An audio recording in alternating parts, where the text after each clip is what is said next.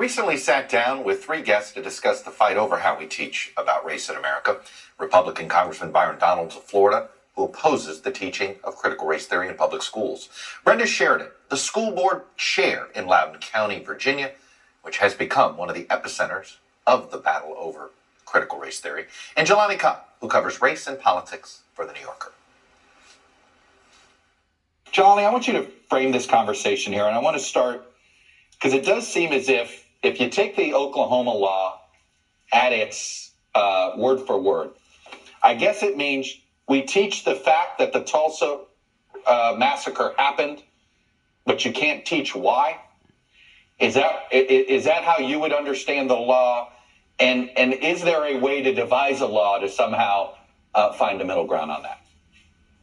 Yeah, I mean, I think that's probably what in theory would happen, but in practice what would happen is that people just wouldn't teach about the Tulsa race riot.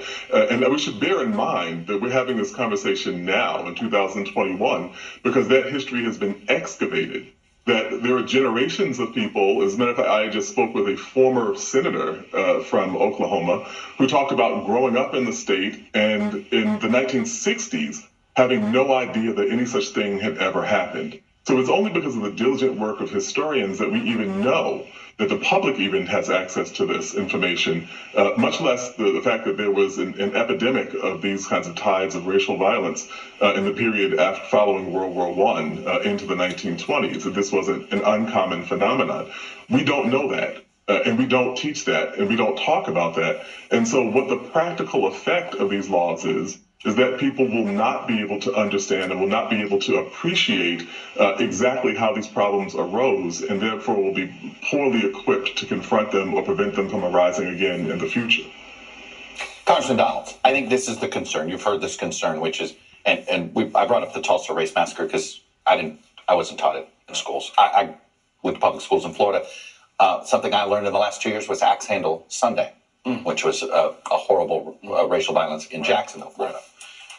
I assume you think we should be teaching these events in our public schools. Absolutely. So how would you do it and what does banning critical race theory, in your mind, do to impact the teaching of, say, Axe Handle Sunday?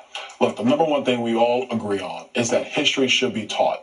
Objective history should be taught at all times. I went to an elementary school, right? Even if it's painful. I went to an elementary school where they taught objective history about our nation from slavery through Jim Crow, through civil rights era. So I learned that in elementary school. Every child should have that. The issue with critical race theory is it is a subjective view of American history and American law using race as the lens to focus. And when you bring subjectivity into the classroom, that is what has parents upset. That is what leads, unfortunately, to children being divided in certain class segments based upon race. That has happened in some schools across our country, not all. But when you have something like that occur, that is when parents step up and they oppose it. And we shouldn't have subjectivity. We should definitely teach objective history in our country. Well, let me ask you this.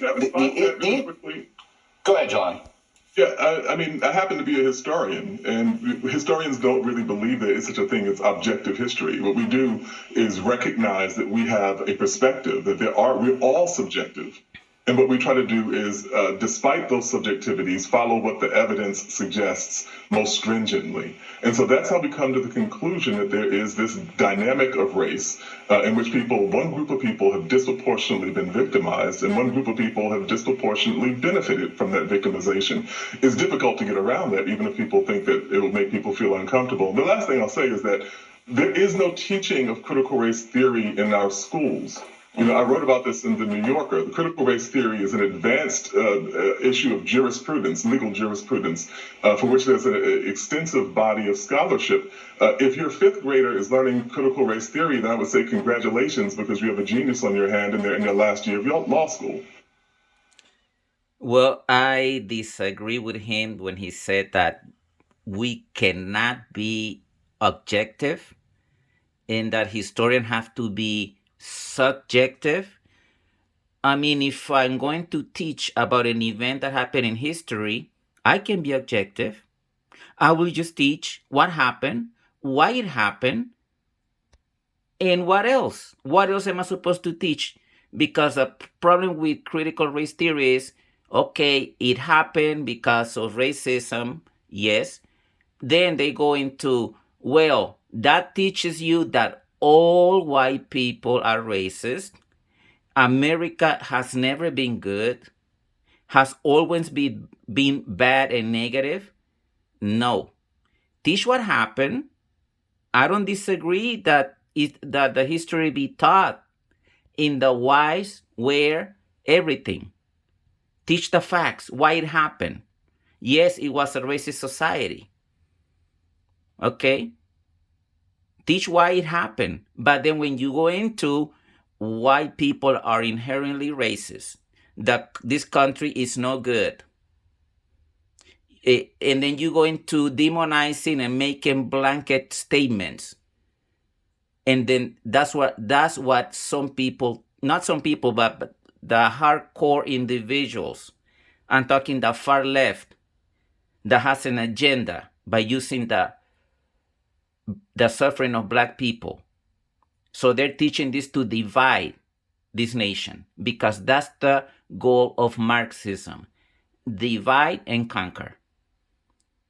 They don't care about black people. Marxists do not care about black people, period. They want to use black people as a horse to get to a point B. Once the goal is accomplished, then they just put black people to the side. That's the whole truth. Teach history, teach why it happened, and expose all the facts. I'm not saying, oh, you cannot teach this, don't make white people uncomfortable. No, you teach it. Teach why it happened. Teach the facts, period. Do not put everybody in what you call it, in one basket, that everybody's the same of a particular race. That's what you do not do. Let's continue. Congressman, I want you to respond to that. The idea that did we search for a solution to a problem that didn't exist when it came to critical race theory? Oh, no, that is not true at all. That's not true at all. Look, the number one thing that's happened with critical CRT ending up in classrooms is not an actual course. It is through diversity, equity, inclusion seminars that teachers take. It's through what comes in classroom material, in textbook material, in library material. And all these things actually bring us the subjective view, not of our history, but how children that subjectivity is being brought to children today, how they view each other, how they view themselves. That's what we have to be very, very careful about. That's what parents are very, very careful of. All right. So, Brenda, this is where I bring you in. You're a school board member. You're hearing these conversations in some ways, what Jelani and the congressman, this is happening at your school board meeting. My guess is not as politely as we're having here. How do you guys decide as a board what belongs in history and a history curriculum? We're talking about the state of Virginia here, whose history with race is very fraught. Right. And I'll echo that we are not teaching critical race theory. It's not in our curriculum because it would be inappropriate. It is a graduate level theory, and it would be inappropriate if a fifth grader was doing that and learning that in school. And it's been manipulated. Critical race theory has been manipulated to replace what is really equity initiatives and teaching students about their biases and our teachers about their biases. And that's what leads to discipline disproportionality and students being treated differently just based on their skin color or perhaps poverty, their socioeconomics, and those types of things. What we're really teaching students is compassion and empathy for the other students' experiences. It can't be objective because we're experiencing it. It's subjective. Are you having a rational debate in Loudon, or has this gotten out of hand? There is no rational debate. Okay. It is totally screaming at you? That. What is it?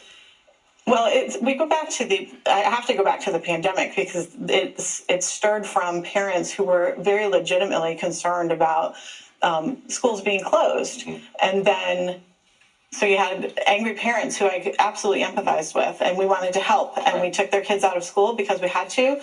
And then, so you had a group of angry parents, and then someone lit the fire with critical race theory. Will you do this job again? There's a lot of school board members who are walking away. I've been on the board now for 10 and a half years. Yeah. I'm in my third term. Yeah.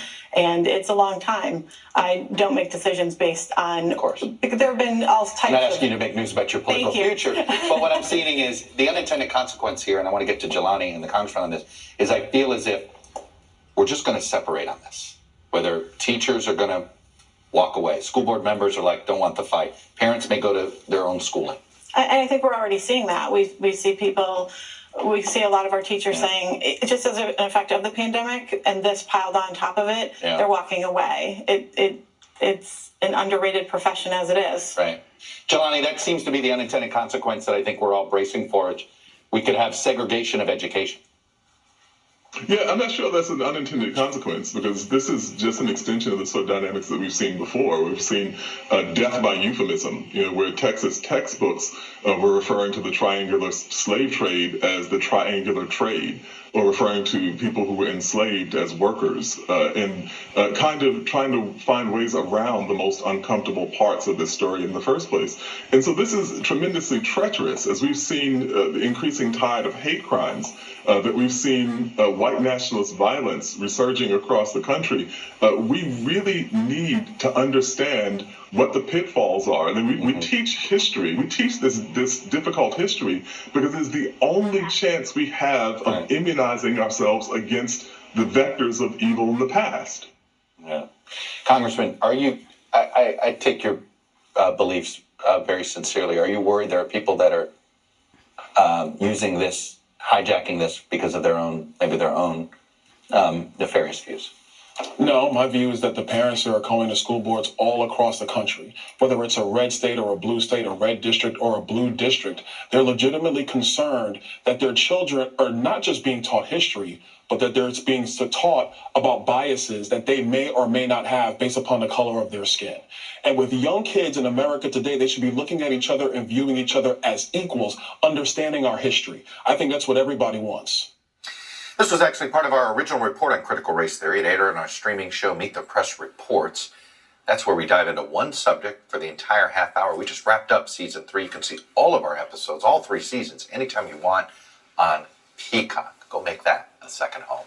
When we come back, my conversation with journalist Nicole Hannah-Jones, who led the New York Times' 1619 Project, which places slavery and its aftermath at the core of our nation's history.